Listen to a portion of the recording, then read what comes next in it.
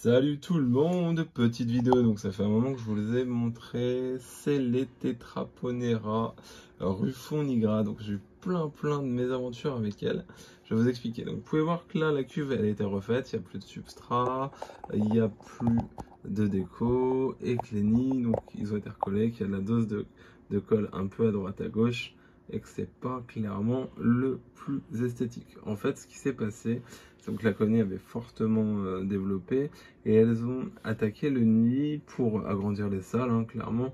Et donc au final, elles m'ont fait tomber un premier nid, donc celui-là vous connaissez, et après elles m'ont fait tomber aussi celui du fond. Donc je me suis retrouvé avec des fourmis sans nid, puisqu'elles m'avaient fait tout tomber, et en plus elles m'avaient colmaté un abreuvoir, donc pas celui-là, mais un abreuvoir à oiseaux avec des saletés, des détritus, et du coup ça avait coulé, donc le setup était complètement sale, donc j'ai été obligé de retirer les nids, donc je vous dis pas l'enfer, donc j'ai pas filmé, hein, parce que clairement ça a été une concentration extrême pour moi et ça a été délicat. C'est là où on se rend compte que cette espèce là, étant donné son agressivité et le fait qu'elle pique, que c'est compliqué.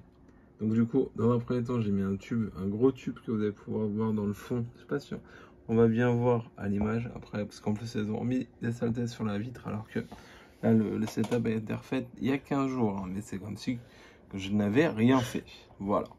Donc je vais vous montrer ça. Je vais tourner déjà le nid, donc vous allez pouvoir voir l'état du nid. Donc c'est collé vraiment assez sommairement pour éviter, même si elle ronge, qu'elle me fasse à nouveau tomber le nid, et je vais voir pour un nouveau setup, hein, vous en doutez. Donc par rapport à cet épisode là, j'ai quand même perdu du monde. Alors ma colonie elle est quand même encore balèze, hein, il y a encore du monde, vous pouvez voir dans le nid, ça il n'y a pas de souci. Je sais pas si on va pouvoir voir la reine avec le couvain qui est toujours assez importante. La reine a été très longtemps dans le tube que vous voyez à l'extérieur, et du coup donc là j'ai refait le setup. On va falloir retravailler sur un setup à l'avenir et voir un petit peu ce que ça va donner. Vous voyez que là on a des petits insectes qui viennent rentrer comme elles font toujours, et l'autre nid aussi qui a été collé, donc toujours de manière très esthétique. Et ben vous pouvez voir que là aussi en bas il y a du couvain, il y a de tout, il y a quand même du pareil, des insectes qui ont rentré, hein. C'est un peu la caractéristique de cette espèce, elle fait des réserves un peu comme Crématogaster. Donc pour vous rappeler un petit peu l'historique de cette espèce, c'est une espèce qu'on trouve en Asie, plus particulièrement en Thaïlande.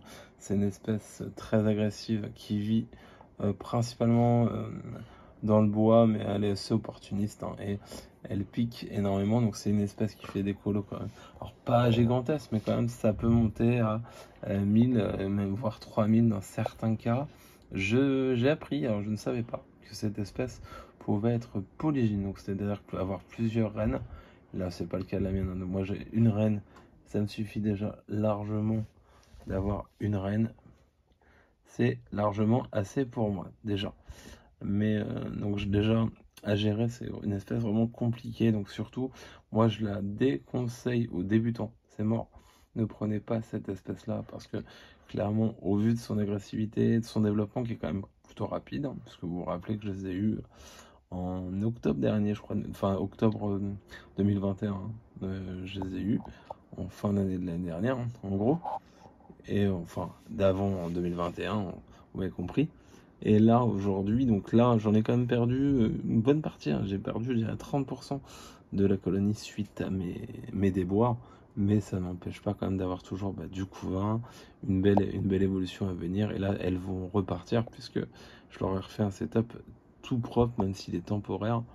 Elles vont pouvoir évoluer comme il faut. Donc là, malgré que j'ai tout recollé, elles ont commencé à tout réattaquer. C'est pour ça que j'ai mis autant de colle, que vous allez pouvoir le voir là. Là, c'est vraiment moche, mais au moins je suis sûr que ça va tenir, puisque elles vont ranger, mais elles pourront pas avoir toutes les parties qui sont vraiment en contact avec le verre. Elles ne pourront pas les toucher. Ce que j'avais fait la première fois pour dire que ça soit propre, c'est que j'avais mis de la colle, mais pas tant que ça. Là, j'ai vraiment mis énormément de colle par rapport à ça, pour éviter tout problème à l'avenir. Donc voilà, un peu pour cette espèce. Et également, alors vous n'allez pas forcément le voir, mais la reine pour moi, elle doit être encore dans le tube qui est dans l'aire de chasse.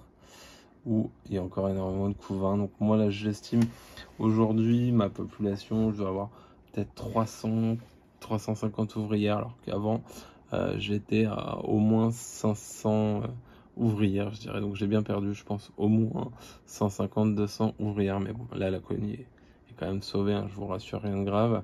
Mais comme quoi il faut faire vraiment très attention et que c'est pas une espèce à prendre à la légère au niveau sécurité et au niveau setup. Donc surtout pour tous ceux qui élèvent cette espèce-là et qui se disent ah bon je vais mettre un nid en bois mais à l'extérieur, très mauvaise idée. Si vous mettez un nid en bois, donc quelque chose qu'elles peuvent creuser, c'est vraiment en cuve. Si jamais vous mettez... Et donc comme je disais, donc c'est vraiment une espèce à pas prendre à la légère. Donc la suite de la vidéo et je vais essayer de vous montrer un petit peu ce qu'il y a dans le tube. Voilà. Donc dans le tube là, on a quand même encore beaucoup de couvains. Alors je sais pas si on va voir, mais il doit y avoir la reine, puisqu'il y a de la ponte fraîche. Donc il n'y a pas de souci là-dessus. Et du coup, elles sont encore dans le tube, puisqu'elles l'ont eu pendant presque un mois avant que je me décide à me dire allez hop, faut que j'ouvre tout, faut que je vide la cuve, faut que je nettoie tout. Et la caractéristique un peu de cette espèce-là, je sais pas si on voit, c'est vraiment qu'elles font des tas de saletés et elles crachent sur la vitre. Alors on va peut-être le voir là sur les vitres ici. Voilà, sur les vitres voilà, extérieures. Là, au niveau des vitres, vous voyez, là, ici et tout, il y a toujours de la saleté un petit peu partout. Vous voyez, tout ça, c'est des régurgitations de fourmis, en fait. Alors, la cuve, elle est propre, parce que toutes les semaines, je m'évertue, depuis que je l'ai refait, ça fait 3 semaines, comme je vous le disais, à la nettoyer, mais pour autant, les vitres sont toujours dégoûtantes. Donc, je vais être encore bon à faire les vitres. Voilà. Donc, j'espère que la vidéo vous a plu. Donc, petit rappel, espèce vraiment de déconseil aux débutants. Et surtout, si vous voulez vraiment élever des Tetraponera, prévoyez donc un setup adapté et quelque chose de durable. Parce que là, vous voyez, alors j'en profite puisqu'on est dessus, mais là, vous allez pouvoir voir une ouvrière qui est là. Vous voyez, juste là. Je sais pas si avec l'anti-évasion, on va bien voir, mais là, elle est déjà en train de creuser le nid. Alors que vous voyez, elles ont de la place, hein. C'est propre, mais non, elles ont décidé de creuser le nid. Voilà. Merci de m'avoir suivi, salut.